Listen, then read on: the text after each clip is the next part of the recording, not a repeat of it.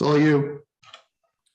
Good evening, everybody, and welcome. I'm Stephanie Plunkett, Deputy Director and Chief Curator at the Norman Rockwell Museum. I'm speaking to you from beautiful Linwood House, which is a historic house on the museum's property in Stockbridge, Massachusetts. And we are so pleased that you were able to join us for this Rockwell Center for American Visual Studies exploration of the art of fantasy, inspired by fairy tales and mythology.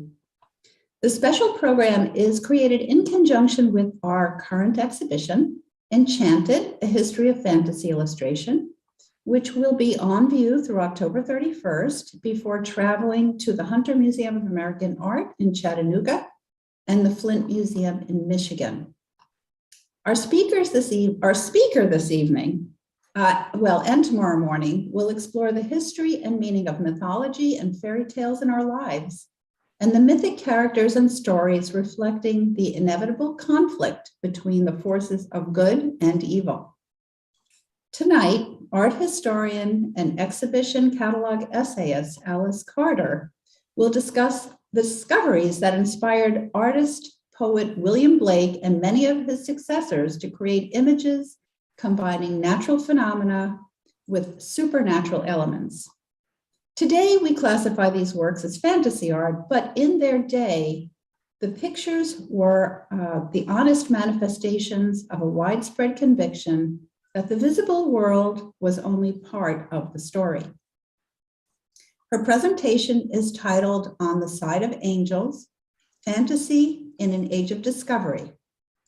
Please don't hesitate to put your questions in the chat or the Q&A, and my colleagues who are working hard behind the scenes, Rich Bradway and Alyssa Stubel, will bring them forward, and we will bring them to Alice. Tomorrow morning from 10 a.m. to 1 p.m., I'll explore Norman Rockwell's own flights of fantasy, and panelists Ruth Sanderson, Jane Yolen, Justin Gerard, Victo Ngai, and Ian McCaig will discuss their inspirations and their engagement with fantasy, folklore, and mythological themes. It is now my great pleasure to introduce you to Alice Carter. Alice is co-founder and professor emeritus of San Jose State University's award-winning animation and illustration program, a member of the Norman Rockwell Museum's Board of Trustees and former president. She has served as co-director of education at the Walt Disney Family Museum and as a visiting faculty member for the University of Hartford's low residency MFA in illustration. Alice's illustration clients have included Lucasfilms, Rolling Stone Magazine, the New York Times, and ABC Television, among others, and her work has been exhibited in galleries and museums throughout the country. Her many publications include The Red Rose Girls, An Uncommon Story of Art and Love, which was translated in an exhibition here at the museum, as was The Art of National Geographic. She also has written The Essential Thomas Eakins, Cecilia Beau, A Modern Painter in the Gilded Age, and The Drawings of Edwin Austin Abbey. Alice is currently at work on a book about the life and career of illustrator Franklin Booth. In addition, Alice is a member of the Hall of Fame Committee at the New York Society of Illustrators, and she is on the board of Spectrum Fantastic Art. Thank you so much for joining us, Alice. We are so thrilled to have you, and welcome everyone.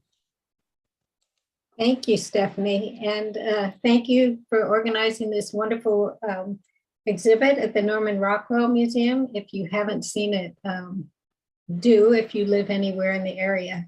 As you can see, I'm not at the beautiful Linwood House. I'm in my beautiful spare bedroom in California. So hello to everyone. It is beautiful, Alice. Yeah, thank you. And thank you for giving up part of your Friday night to talk about fantasy art. So I think we're just going to go right into it. And I'm going to start by sharing my screen. So here we go, share screen. And this should be it. And I'm going to push share. What the heck? Sick of the time limit? Okay, I don't want to do that. Help me, Rich. Oops. Probably unshare and then try sharing your screen to the PowerPoint. Okay, stop share and we'll. Actually, start your PowerPoint first. Okay, let me do that.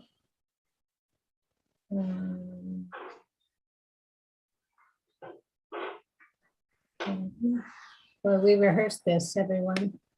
Okay, here we go. Now share your screen and select the PowerPoint screen.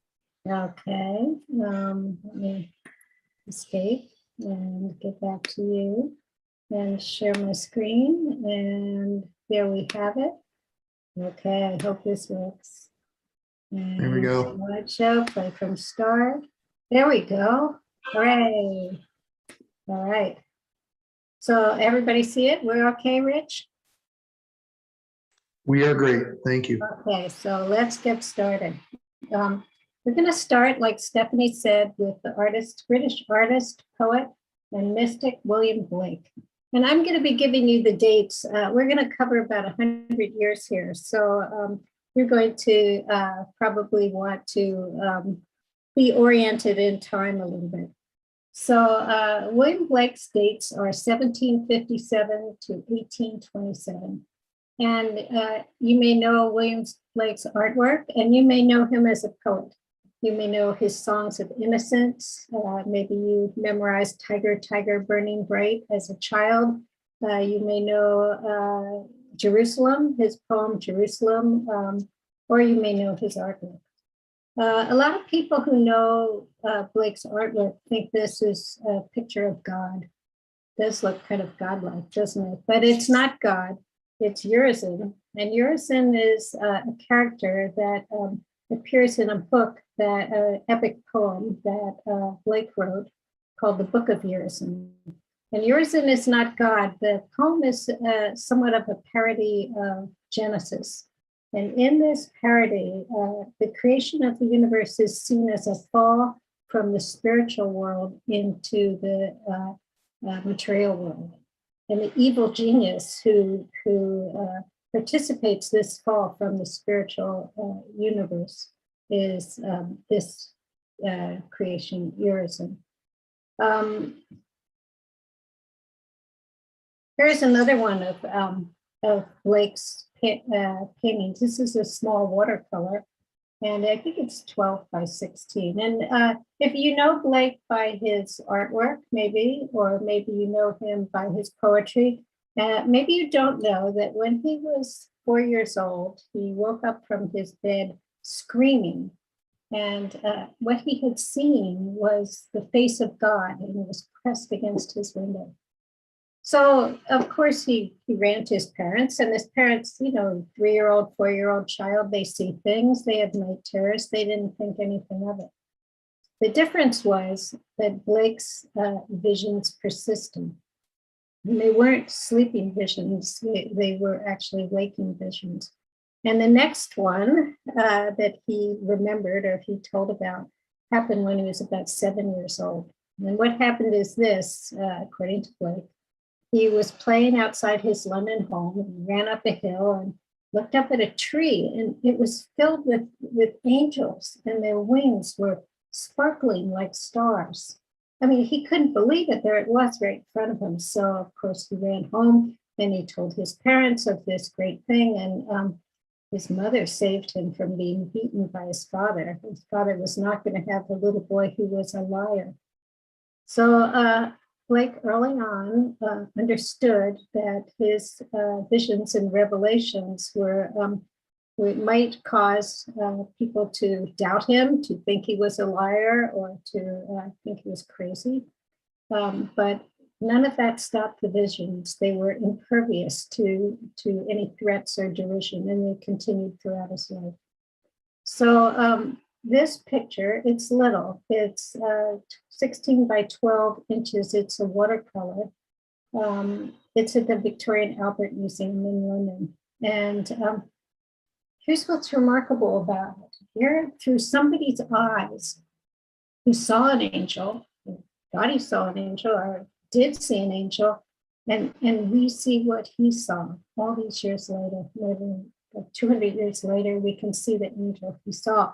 And I mean, for those of us who love art, that is the power of pictures, right? Because because it's the only way you can really see through somebody else's eyes. Okay, you're saying film, the camera as a lens and it has its opinion, right? Photographs, but artwork, pictures are seen through somebody's eyes, and I think it's kind of a miracle. So this is Blake's vision. His visions were, people who have visions of angels, they always say the same thing, they're always euphoric. But a lot of people who have these mystical visions also have this kind of a vision, an apocalyptic vision. These are also by William Blake, and this is for Revelations, biblical illustrations. There are also small watercolors. I think I heard that the one on the left is right now in the National Gallery, and I think the other one is maybe in the Brooklyn Museum, the one on the right. But look at these. I mean, they're just amazing. Of all the devils that we see, they all look kind of the same. Even the magnificent ones that we see in film, they all look like insects, I think, or a lot the same. But Blake's, because it came from visions that he saw, things that he saw, they're very different. So on the left, we have the red dragon, and then we have the woman clothed in the sun. And you can see on the one, there's that dragon hovering over her, and its wings are making her hair go back like that. And the sea is coming up. And we know, if you've read Revelations, that she represents goodness. He is, of course, evil, and that she does triumph. But these are fabulous images, and they're not just something made up in a genre like, I'm going to do fantasy art. It wasn't like that. And I think for a lot of the artists who work in that genre today, it's not like that. And you don't have to have visions, but it's something that is deeply held. Of course, not everyone can put what they see on paper. Blake was a well-trained artist. He went to the Royal Academy, and you can tell, look at the muscles in the leg on this side here, on the right side, or the way that foot is foreshortened. He was a wonderful artist. Today, Blake is considered one of Britain's very finest artists ever. But in his time, he was largely ignored. Did some people think he was crazy? Yes. It was reported that a friend who was at his bedside testified that as he died, he was singing of the beautiful things he saw in heaven. So today, maybe we put our visionaries, we name what's wrong with them and give them something to stop the visions. In those days, they did not. So like I said, his work was largely ignored, and this man was Britain's most popular artist. The picture you're looking at now is called Belshazzar's Feast. And it was so popular that when it was exhibited at the Royal Academy in 1821, that they had to put a fence around it to protect it from the crowds. And John Martin, he was a scientist as well as an artist. And he had this idea that man is really at the mercy of a quite unfriendly universe. And so in all his pictures, you can see like tiny, terrified creatures at the mercy of greater powers. Belshazzar's Feast, for those of you who don't know or don't remember the book of Daniel, this is when Belshazzar holds a great feast. He's the king of Babylon, and he brings out these gold and silver cups that his father Nebuchadnezzar has looted from the temple. And he says, hey, eat and drink out of this. Let's worship silver and gold. And of course, you don't do that without consequences. So the hand of God comes and writes a message on the wall. And here's the message. Just a little close up of the message, so you can be terrified along with the people in the picture. And even if you don't know the story, you know the phrase, the handwriting on the wall. You saw the handwriting on the wall, that is where that comes from. And also what it said, what the message said is your days are numbered and your kingdom will fall and you with it. And that's where we get the phrase, your days are numbered. You can see Daniel right in the middle there with his hand up. He's holding his hand up in the middle, and all the way over in the left are the terrified king and queen.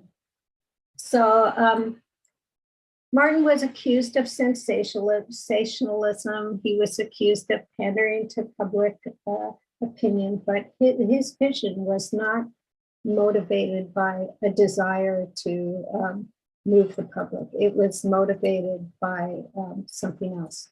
This is Rembrandt's picture of the Belshazzar's feast. And I think it's more true to the biblical account. They didn't say the letters were huge or the temple was a mile long, but you can see that Rembrandt did his painting 100 years earlier. And you can see that it is more a homocentric view of what happened.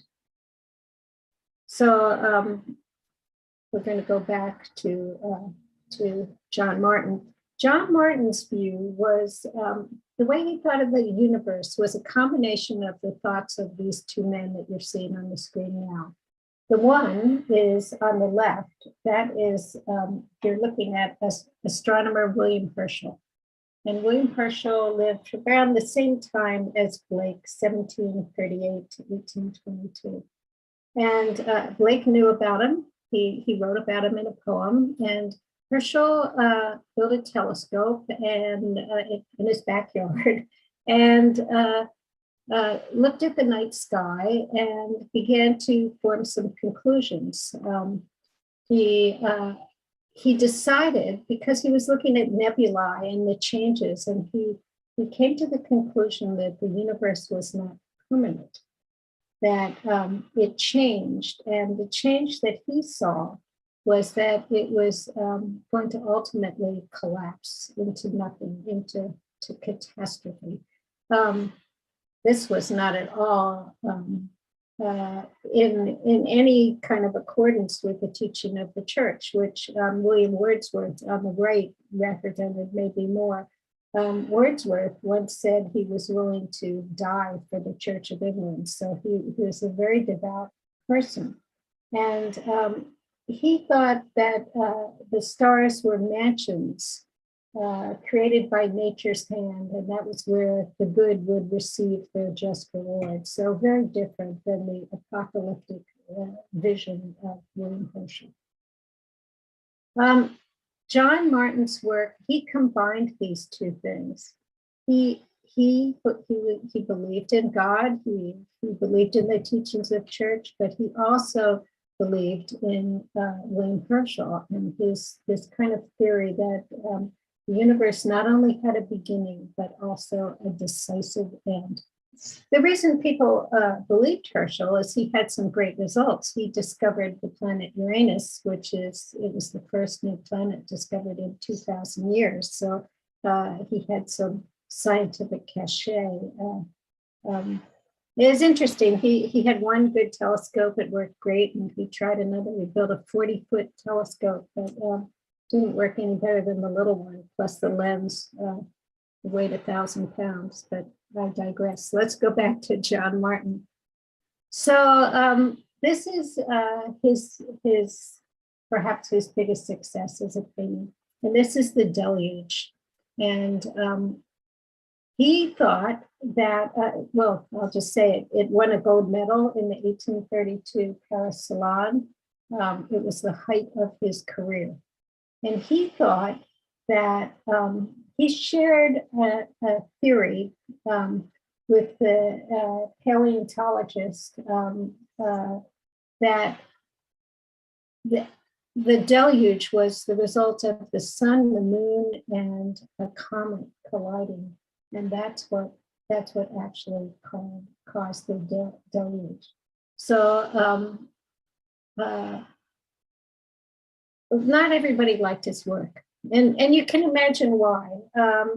John Ruskin, who is England's leading critic, called it a reckless accumulation of false magnitude. Painter John Constable, who did those beautiful green landscapes, hated it. And you can imagine why too. You know, you imagine the show and all the beautiful landscapes, and then this, you know, this is going to grab the attention from everyone, certainly. So, although he did have support from Turners, liked his work, Charles Dickens liked his work, but most of John Martin's support came from the scientists of the day, like Michael Faraday, who was famous for his experiments with electromagnetism, or geologist William Buckland, but most especially George Cuvier, the paleontologist, who shared that theory that the Great Flood was caused by this alignment of the sun, the moon, and the comet. So Alice, we have a question from the audience regarding this work. And the question is, how did his technique change over the years, or his style? Did it change? No, it really did not. And you're about to see, it's a good question. You're about to see his last paintings and find out why they were his last also. No, he maintained this style. Even when he was sketching, he maintained this style. It was deeply felt. It wasn't something he did to grab attention. This was something that was in his soul. So here's the story about John Martin and Cuvier, and you can believe it or not, but here it is. Here was what was written down. So one day, Georges Cuvier he hears about this painting, and so he journeys from France to see it because he wants to check out the geologic details and make sure that they're right scientifically. So he arrives at Martin's house. He couldn't call up on a cell phone, could he? He arrives there and Martin is not home, but somebody lets him in, and there it is. And these paintings are huge, as you're about to see, like 5 by 8 feet. And there it is on the easel. And Cuvier stands there regarding it. And then, after regarding it in silence, he takes the flower, the boutonniere, from his buttonhole, and he places it on Martin's palette along with his calling card. So we know that it has been proved by the great scientist. That's the story. I like to believe it. So this is one of a triptych of Martin's last paintings. The Deluge was his last success. And let me tell you what happened. His brother Jonathan, John and Jonathan, sounds the same, doesn't it? In 1829, his brother Jonathan set fire to the York Minster Cathedral.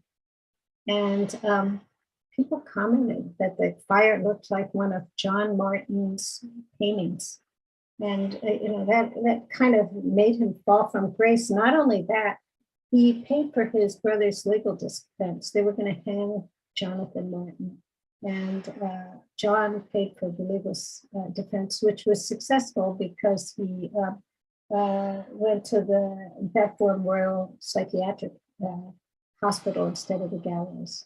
So this is the last series of paintings. He did this triptych before he died, and he did not live to see it exhibited.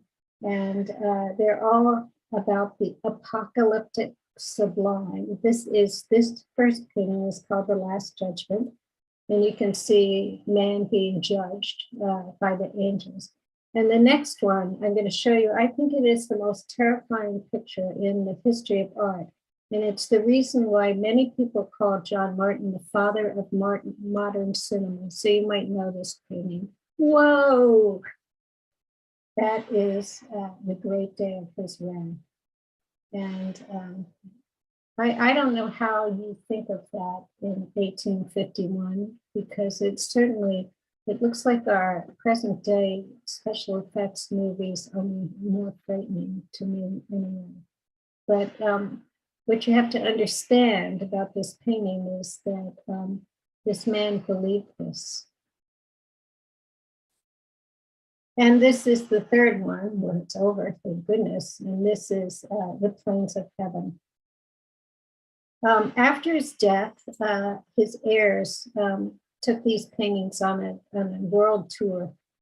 I've heard all kinds of estimates about who saw them. I saw a video with the curator from the Tate saying that 1 in 3 people on the planet saw them. I don't know. A lot of people saw them, and extremely popular images. I put this picture in to show you how big they are. That's them at the Tate, the three paintings. And now you see they put up this hall, and you can see the projectors on top. Now they do something where they animate on top of them, and they have sound and light and this whole spectacle. This is just personal, and you're certainly welcome to disagree. I just think it's a travesty, because what you were looking at is through John Martin's eyes, almost 200 years back in time. What he saw and he believed. And when you overlay that with sound and light, I think it destroys the power of pictures. Anyway, that's my opinion. So, while John Martin was contemplating the Last Judgment and these huge apocalyptic scenes, ordinary people were looking at smaller marvels. And here they are.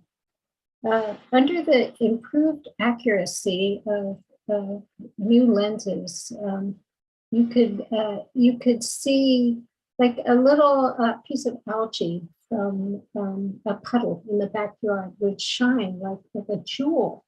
And people could buy microscopes because at that time, because the price had gone down, they were about £5, and you could get a microscope in your home. And you could go in your puddle and you could get, there's lots in England, and you could collect these little beautiful bits of algae from a drop of water. And okay, this is the Victorian era, and Victorians loved ornament. So there was kind of a hobby. Some people actually did it professionally, making these kaleidoscopic patterns. I think they're just absolutely beautiful, and they're all made out of these little one-celled creatures. There's 2 slides of them. Pretty amazing, aren't they? Well, this kind of changed people's point of view, because all of a sudden, there was this parallel universe, these beautiful things that were there, that existed in nature, but they were too small to be seen by the naked eye. And that, of course, you can imagine, was a real revelation. This revelation revived the theory of natural theology. And what you're seeing on the left is the main proponent of natural theology in that time. And this is a clergyman, and his name is William Paley, 1743 to 1805. So contemporary with Martin, and contemporary with Blake, and contemporary, a little ahead of the microscope craze. But he famously compared the intricacies of nature to the intricacies of a watch. And on the right-hand side, you can see a watch of that time, pretty intricate. And he said, you don't look at this watch and think it just happened, right? There's somebody made it. It's obvious. And as people really began to look into the intricacies of nature, it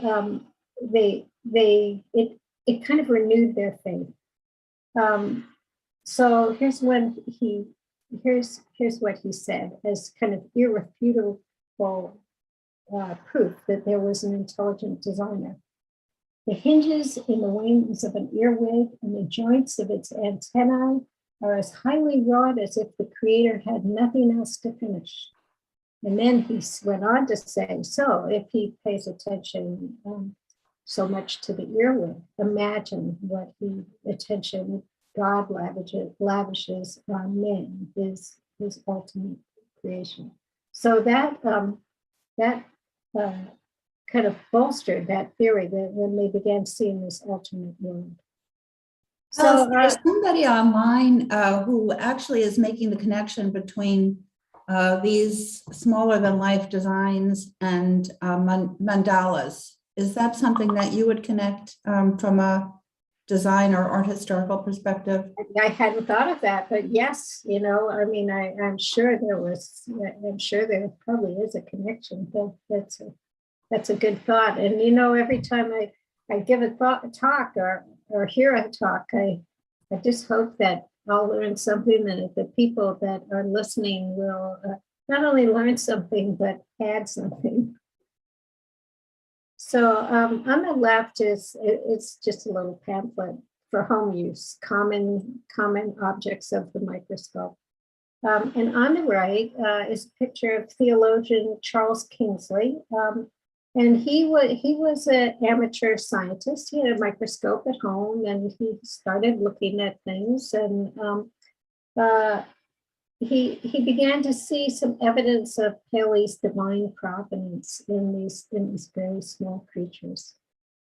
He told a lecture audience in 1846, in the tiniest piece of mold on a decayed fruit, the tiniest animalcule from the stagnant pool, will imagination find inexhaustible wonders, and, he said, and here's the key, and a fanciful fairyland. And what happened is the entire pantheon of cherubs and fairies and nymphs and satyrs that had been vaguely human-sized began to shrink. So 17 years later, Kingsley, still fascinated with this, kind of gave up the ministry and became a writer. And one of his novels was The Water Babies. And The Water Babies is a fairy tale. It's also a treatise against child labor, and it's also a parable, kind of a reverse parable about Charles Darwin's newly published Origin of the Species, which Kingsley agreed with. And these are some illustrations from The Water Babies. This is by Jessie Wilcox Smith. And the story, very simply, Tom, who is a dirty chimney sweep, drowns and is kind of given back life. He evolves, he devolves into an ocean creature and is purified through a series of events by the water. Jessie Wilcox Smith, did she believe this? I think she did in a sense. She was a follower of a Swedish mystic and theologian who had and scientist who had his own visions, and we will be talking about him in a bit, but I believe that she did believe it, and that helped her make these beautiful illustrations. So this, you're seeing Richard Dickey Doyle on the right side, and his dates are 1824 to 1883. And he was one of the first to shrink the pantheon of, if you think of the Brothers Grimm's and those fairy tales, most of those people are kind of life-size, but Richard Dickey Doyle shrunk them all down. You can see them all cavorting around on this cover of Punch magazine. And he did this cover of Punch. Look at my notes and see if I have when he first did it. Of course I don't, but after he made the first cover, they used the same cover for 100 years.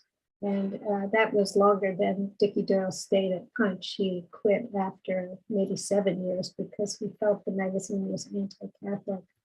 But after he quit, he became a freelance illustrator and Britain's leading illustrator of the fairy kingdom. This is from his masterpiece book called In Fairyland, where he made a series of paintings of the elf world. And it was a whole world. It was this unseen world that might exist with, it was like the human world. There were good people and not so good people. It wasn't particularly evil, but it was kind of a full universe of people.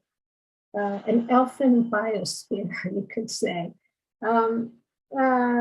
I always have sympathy. I always like Richard Doyle because he never met his deadlines, and he, even though he was a gifted illustrator, he was hampered by the fact that he could never get organized. And you think of people in the back in time of just working because they didn't have the distractions we had, but. Richard was entirely human, and I always like him for that. In his elfin biosphere, as I said, there was everything. There was even the central. Look at this one for Fairyland. My goodness, look at all those draped, semi-nude figures on that tree, and imagine them in Victorian times when you didn't show your ankles in public, and even pianos wore skirts to hide their legs. Look at these things. Reviewers loved the book, but they noted they were just as popular with adults as with children. And one of Doyle's contemporaries noted, I love this, he said, they're more appreciated by the used up and the disillusioned than the young. So I like that. Anyway, that is Richard Doyle, the premier illustrator of Fairyland. So some of you are wondering and are way ahead of me, but yes, Alice Carter, what about all those paintings in the salon with those life-size pictures of that didn't shrink, did it? Look at these giant pictures by Bouguereau on the left and Cabanel on the right. They're the same subject, nymphs and satyrs. And you can look at that. Let's go back. We're still in the Victorian era. We're in 1873 for Bouguereau and even earlier in 1860 for Cabanel. And think of these people who were I mean, it was like going to some pornographic exhibition for them. And you can see why thousands of people showed up at the salons. But why didn't they shrink? Because of the microscope. And a very good reason, because these paintings were hung cheek by jowl, floor to ceiling, and couldn't see tiny little fairy creatures. So most fine artists continued to paint large, except here's a piece by Turner. And I know that you're thinking, this is by Turner? Oh, of course it is, but where's the boat in the ocean? Well, this is Queen Mab's Cave, inspired by Queen Mab character in Shakespeare. And if you remember, Queen Mab would ride her chariot over, I think it was Titania while she was sleeping, and bring her dreams. So Queen Mab was the midwife of the fairies, and you can see this somewhat sensual and atypical picture by Turner. Of this miniaturized world that was coming into popularity at the time. So another view, this is also Queen Mab. This is called Fairy Feller's Masterstroke. And yes, you fans of Freddie Mercury, it was a song by Queen, but this is the painting that inspired it. And it is hard to see. You really need to, if you're in England and you haven't seen it, I believe it's at the Tate. It's only 21 by 15 inches. And what is happening in this picture I don't know if you can see the guy in the center with the axe, but we'll put him hopefully up a little closer in a minute. But he is going to cleave an acorn there. And in that acorn, when he cleaves it, he is going to release the secret cells of the dark abyss.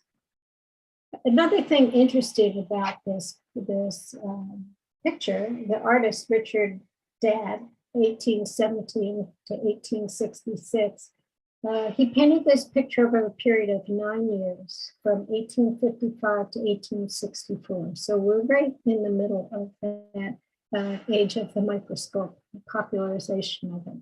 But the interesting thing was that this picture was painted in the Bethlehem Psychiatric Hospital, and the painter, the artist, Richard Dadd, was in there for the murder of his father.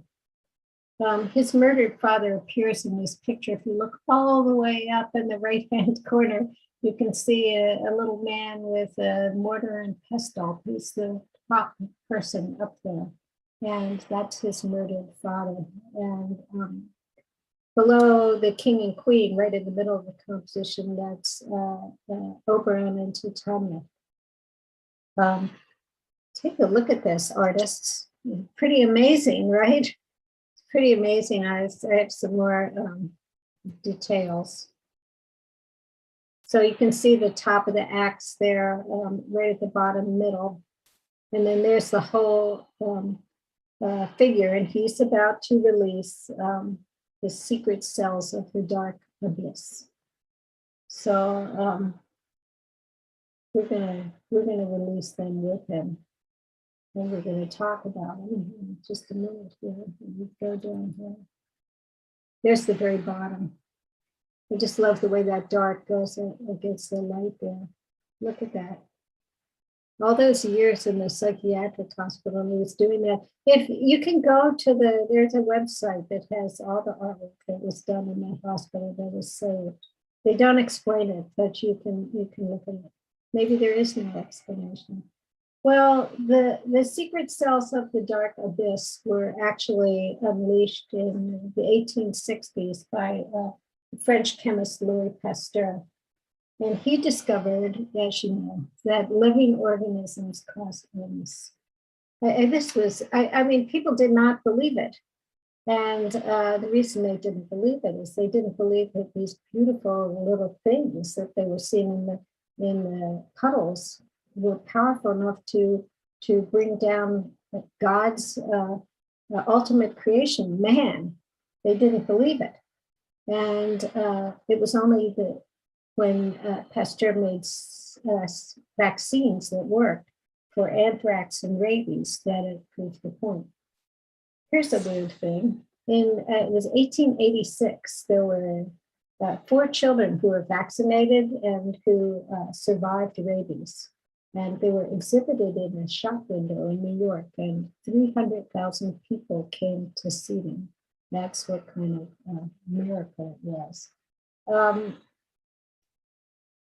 You would think that this would generate a lot of hope, but actually, and we know this in our times, right? That sometimes new things generate more fear than hope.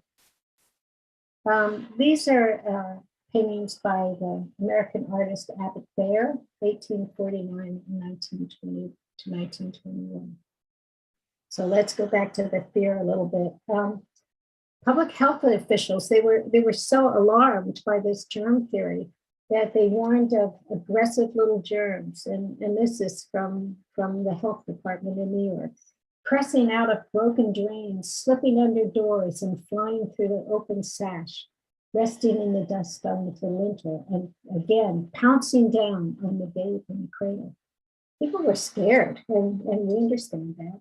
And Abbott Thayer, who was a grand manner portrait painter, took all this to heart, and he decamped to New England with his family to the countryside and began producing these breathtaking pictures of these ethereal angels. At night, the family slept in unheated 3-sided lean-tos, and breathed what they felt was more pure air so that they wouldn't get sick. So across the Atlantic, these insidious germs also worked their way into fairyland. And it wasn't always such a nice place. These are, of course, by Arthur Rackham, the amazing English illustrator. And now we're going through the century. We're at 1867 to 1939. And he was, during his time, he had supplanted Dickie Doyle as the best known illustrator of fairyland, even though he had a score of imitators. And what set his work apart was this idea of combining the grotesque with the gorgeous, that element of danger and evil that could be. It wasn't all like Dickie Doyle, a little sensuous, a little larceny. There's something dark about Rackham's world, and it mimicked the new understanding of the microscopic world.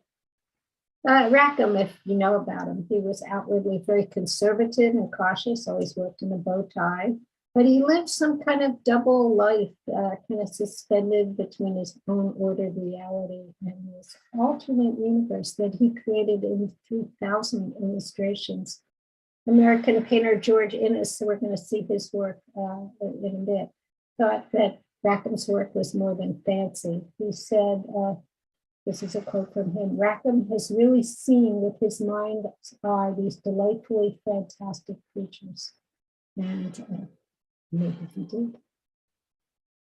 So there are people who saw them with more than their mind's eye. Believing with your mind's eye and actually believing are different things. What you're looking at now is two young girls in Cottingley, England, who took pictures with their father's camera in 1917 and said the pictures revealed fairies. Well, come on, look at this. Who is going to believe this? Well, Arthur Rackham didn't. He thought they looked like his drawings. They weren't. They were actually the works of one of his imitators, Claude Arthur Shepherdson. But the girls waited 60 years before they would admit that these were fake cardboard cutouts. But they, even after 60 years, they said the fairies were real. Who believed it? Come on. Well, here's Shepherdson's drawing. Not so, they're children. So who believed it? Well, Arthur Conan Doyle, the inventor, the writer, inventor of Sherlock Holmes, for one, believed it. This is what he said. "These little folk who appear to be our neighbors with only some small difference of vibration to separate us will become familiar.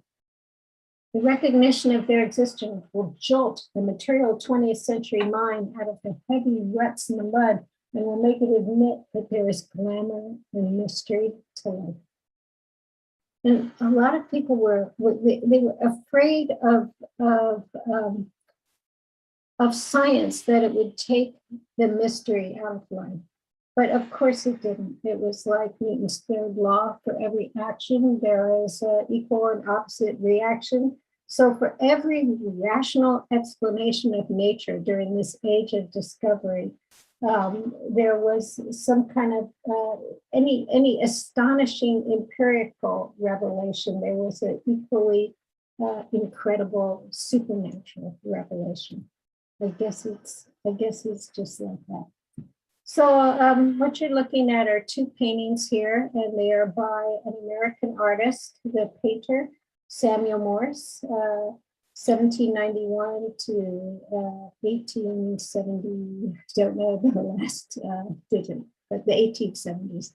And of course, we don't remember what a wonderful painter Samuel Morse was, because his accomplishments in art are now overshadowed by his accomplishments in science. The painting on the left is James Monroe, the our fifth president.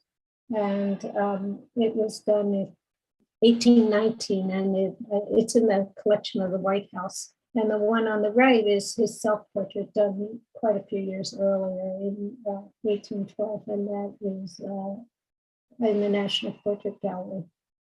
So let's go to the, well, we can go to the next one. So I'm going back. The telegraph revolutionized communications and really inspired an interest in a revival of interest in psychic transmissions. Mesmerism found new devotees, and mesmerism is when you have visions under hypnosis. I believe that's mostly the way it's described. And then spiritualism, and spiritualism is when you have visions like Blake did, fully conscious. And like the Swedish scientist that I told you, Blake and Jesse Wilcox Smith followed his views, Emanuel Swedenborg, and that is him on the left. And he was a scientist. He was interested in anything that showed, unlocked the secrets of the universe. So as a scientist, he drew up plans for a flying machine. He studied anatomy, he studied the heart, he studied the blood, and he began to think that maybe within the blood, there was some kind of a spiritual core that carried the spirit, the soul, through the body into the bloodstream. So it was like he said it was the origin of life was a sustaining energy that ran through the bloodstream, and that the source of that energy was God. So very respected scientist and very much into his times. But he started in about the age of 55, he started having kind of intense dreams and visions. And these always in a dream though.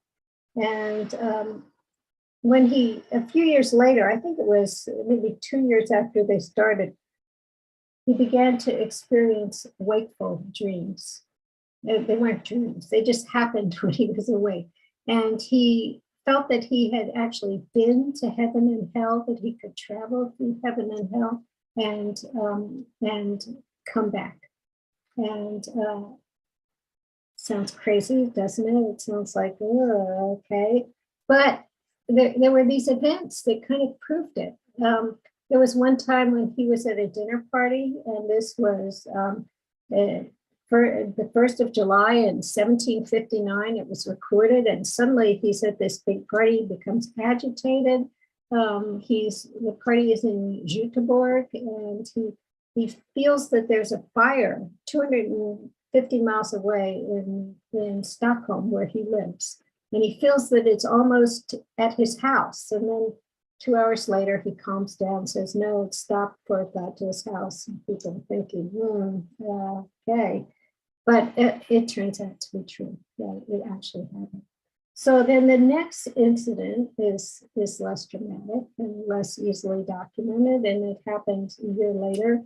And the widow of I think it was the French ambassador to Sweden, her husband died, and she was being charged for silver service that she said that he already paid for. And she couldn't find the receipt, and Swedenborg told her where the receipt was, and she found it. Well, okay, it's just the two of them.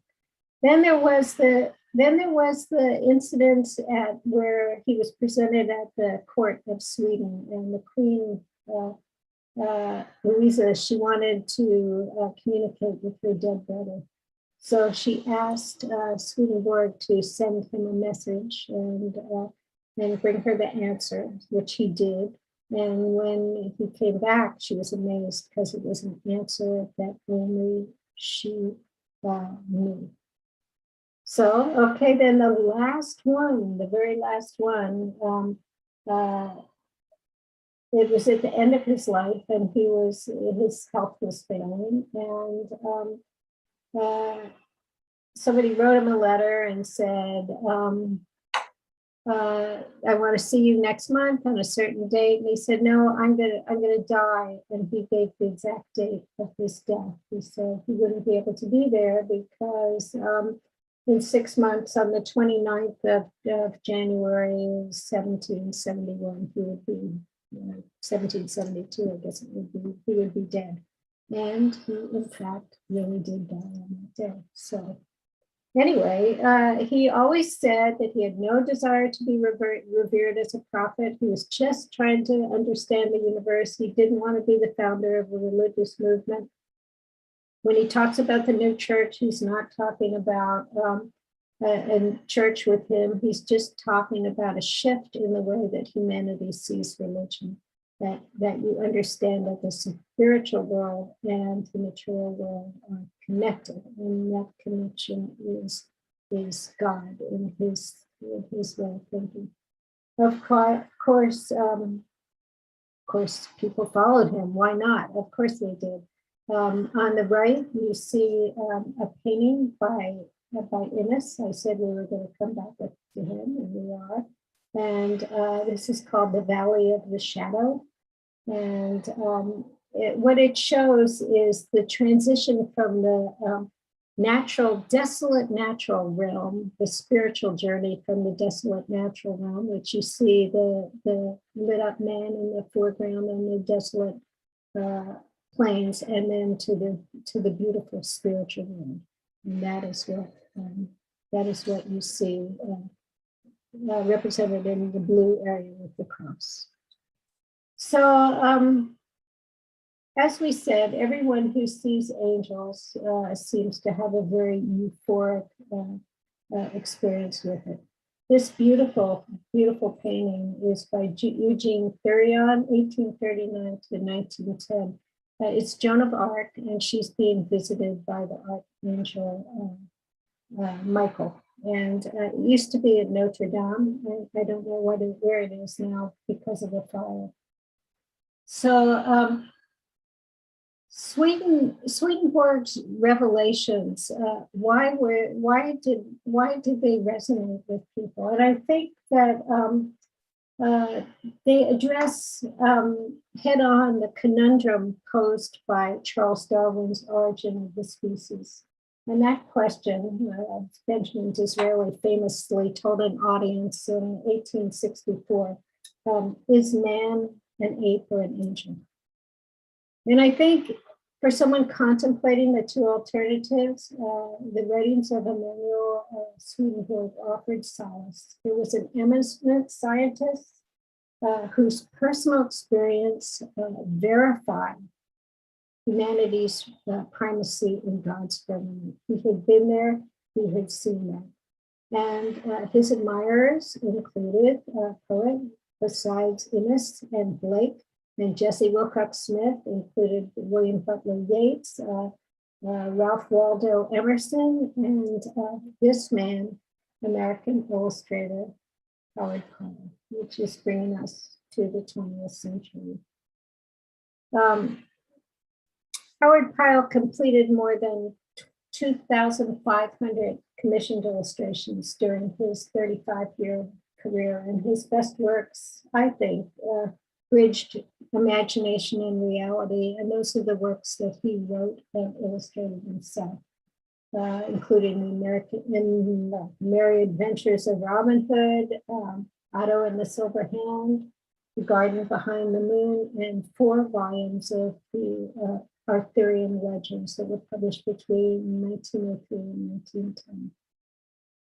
So Howard Pyle is shown here with some of his students. You may recognize N.C. Wyeth in the background, the 4th from the left.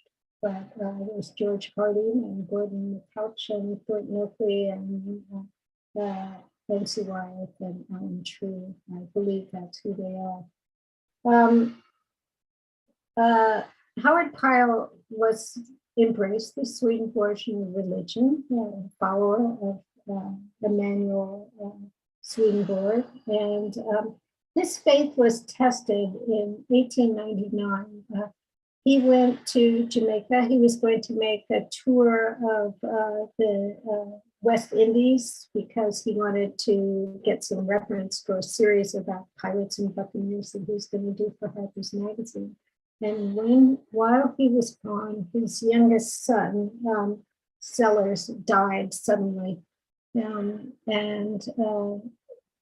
Of course, he was just absolutely devastated. The death certificate says croup. I don't know exactly what happened, but he was completely devastated.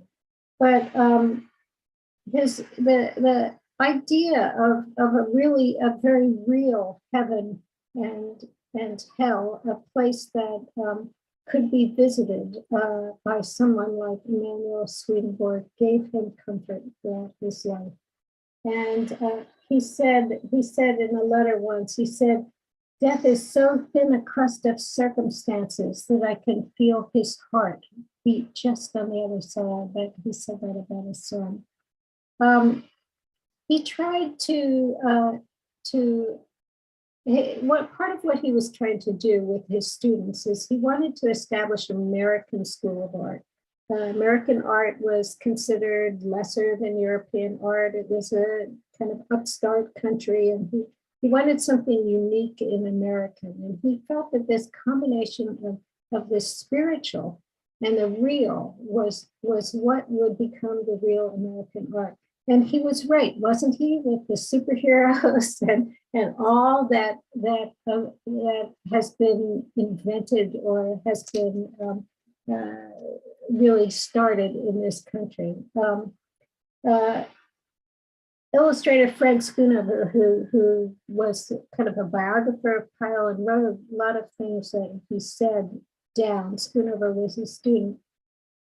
Said there was an actual living in his creation. And Pyle would tell his students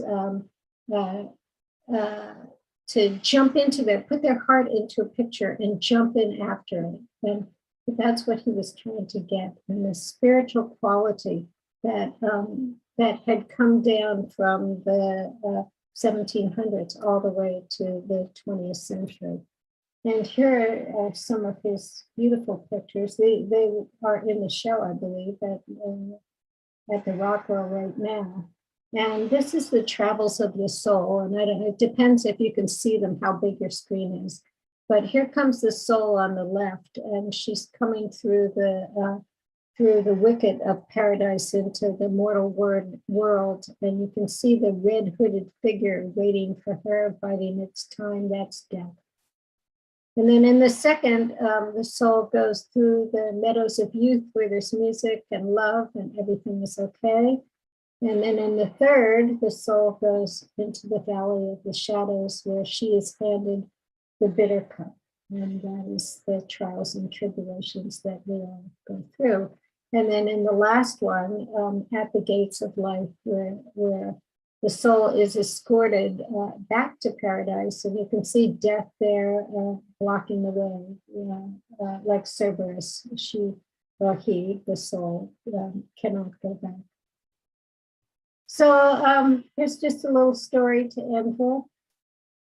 And this story is from Pyle's student, Frank Schoonover. Pyle his school was in the Brandywine Valley, and he often took his students out to paint outdoors. Of course, what better way to learn about color than to paint outdoors? And here they are with the models standing there. So this is according to Schoonover. So one day, one beautiful October afternoon, Pyle puts away his brushes and tells the model, "No, it's okay, go away, it's over," and calls out to his students, "Come on," and he wants to follow him along a small stream. So they all troop after him, and emerging from the shadows, they look up and they see an oak tree just shimmering in the last light of the day.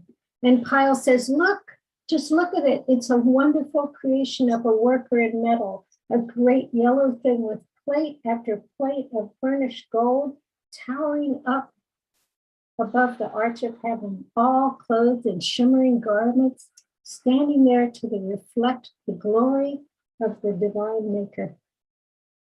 I don't know if he saw angels, but I hope so. Thanks very much for listening, everybody. That's it.